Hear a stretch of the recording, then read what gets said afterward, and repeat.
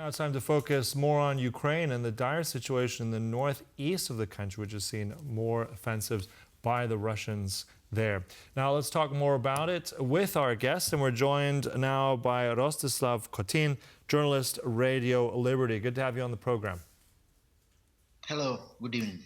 Good evening. So let's jump right in. I mean, we hear only bad news since the weekend about what's happening around the Kharkiv region. Now we're hearing reports that from various outlets that western northern parts of Luhansk have fallen under the control of Russian forces. So give us your take here.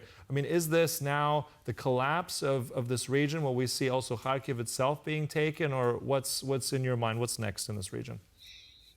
I won't go that far to say that Kharkiv will be taken. So far, both Ukrainian side and the Western intelligence services say that Russia has no ability to take over Kharkiv. But the battles are ranging 45-50 kilometers from Kharkiv to the east of Kharkiv. Russians entered the northeast of Ukraine near Vovchansk, the town of Vovchansk, and it's now in Ukrainian hands still, but several villages have been taken. Russia has massed about 50,000 troops along the Ukrainian border near Kharkiv region, and roughly 30,000 out of them are taking part in this kind of advance. But it's been not fast advance, it's slow advance.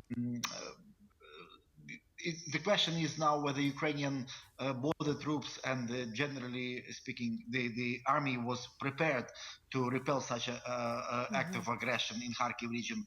We don't know. Ukrainians say, officials insist that they were ready, well prepared, but people also ask question why defense fortification have not built in Kharkiv region, which borders Russia.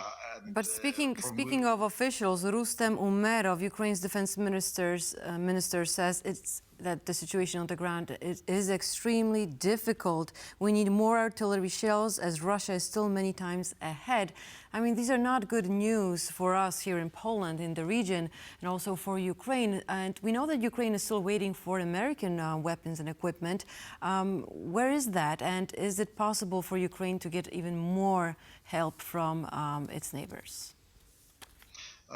Yes, the commander of Ukraine Armed Forces, General Alexander Syrsky, actually is on the front lines now because of seriousness of situation, as Defense Minister Umerov described. The situation is serious, but not there. I mean, it's not the tragic. It's not the end of Ukrainian defenses. Russia has no capacity to take over Kharkiv, but Russia constantly shells Kharkiv with bombs, missiles, and drones. And today, of course, the high-rising building block of flats was hit again. So people are fleeing, and evacuation continues from the districts near Russia where fighting is going, or near the area of fighting, towards Kharkiv. But Kharkiv is also shelled. People are not feeling safe enough. As for Western aid, for American aid, Secretary of State Anthony Blinken is in Kiev now, and he said that U.S. aid package, the first weapons from new U.S. aid package has either already arrived, the first batch, or is on its way. So Ukrainian army will be reinforced. President Zelensky told Secretary Blinken that Ukraine needs at least 2 Patriot systems urgently to protect Kharkiv from aerial offenses, from aerial attacks from Russia, from Russian troops. At least 2 Patriots out of 7 which Ukraine requested recently of Patriots anti-aircraft systems. So situation is very difficult, but what the strategic aim of Russian operation in Kharkiv region? We don't know. What we know that, for instance, British intelligence says that military intelligence is saying that Russia simply wants to distract Ukrainian attention from eastern Ukraine, from Donbass region, and also want Ukrainian defenses to be overstretched for the longer length. So that Ukrainians are overstretching their attention, That's the strategic aim of Russian operation. But it's unlikely that Kharkiv will fall. Kharkiv is well defended and protected, but Russia could still could do a lot of harm in Kharkiv region, especially putting pressure and terrorizing civilian population. Well, yeah, I think it's also a question of morale here, a loss of morale, because I think even if we go back to February, it was the loss of Avdiivka. Also, Russia took that over. It's this incremental, slow steps here. Now, you're saying they're holding the line. As Anya has just mentioned, that is just really barely here. The Ukrainian defense minister saying under such conditions it's extremely difficult to hold the ground. We've heard also from the United Nations, thousands of people have been evacuated already in the last few days. I mean, what kind of impact does that have? I mean, that's also, as you said, they're holding, but just barely. What kind of impact does it have on the people, on the ground, on the psychological level?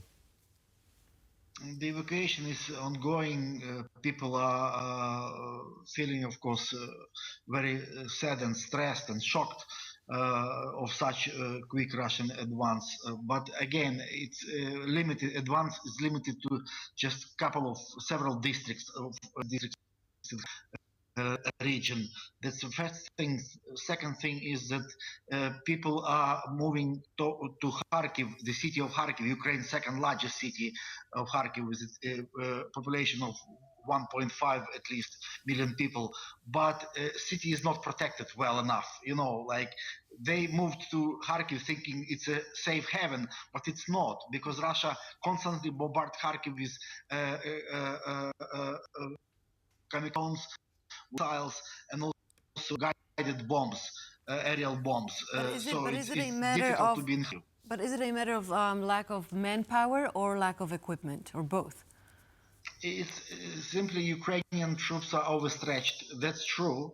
The main attention was concentrated, of course, the fighting was ongoing in the Donbas region in eastern Ukraine and in the south as well. Ukrainians are holding defense in the south. But somehow Russian troops entered Ukrainian territory from 2 points in Kharkiv region, you know. They caught it by surprise, I would say, although there were kind of expectations that Russia might start some kind of offensive in May or early June, mid-May, early June, but it started already in Kharkiv region. So people are fleeing or evacuated from Vovchansk and this area around that town, and they're not feeling safe enough in Kharkiv, in the city of Kharkiv. Right. Also, what we've had in the last couple of days, we've had that reshuffle of Putin's government. A new defense minister, Shoigu, is out. I mean, it's too early probably to say that this is connected with that kind of assault, but what do you think is going to come next with the new defense minister now in place there in Moscow? The thing is that they were kind of infighting between Russia power ministries, between security service and defense ministry in Russia before. So Shoigu has been removed. There was some kind of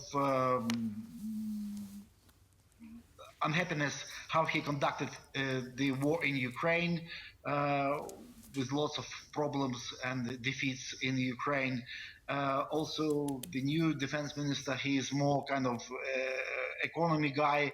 He wants to put Russian economy on military rails and to kind of revive the Russian military-industrial complex. Shoigu has been moved to become the Secretary of Defense. It's also a powerful position. He is very loyal ally and friend, personal friend of Russian President Putin. So Putin just juggles this loyalist from one position to another position. But it's part of the wider power struggle in Moscow. So we'll see what. The thing is that it seems that Putin is up for a long war in Ukraine. This reshuffle in Moscow doesn't seem to tell us that the war will end soon. The Kremlin and Putin personally, they are for the long run in Ukrainian war. In the long run, indeed. That's something that Yeah. also we've heard from our guests yesterday, and I think it was one thing that we can take, I think, hard is that we heard that it was innovation that the Kremlin is trying to push here, but it's innovation that the Russian military does not do well. So there's hope for that. Rostyslaw Khotin, thank you so much for your insights today. Appreciate it.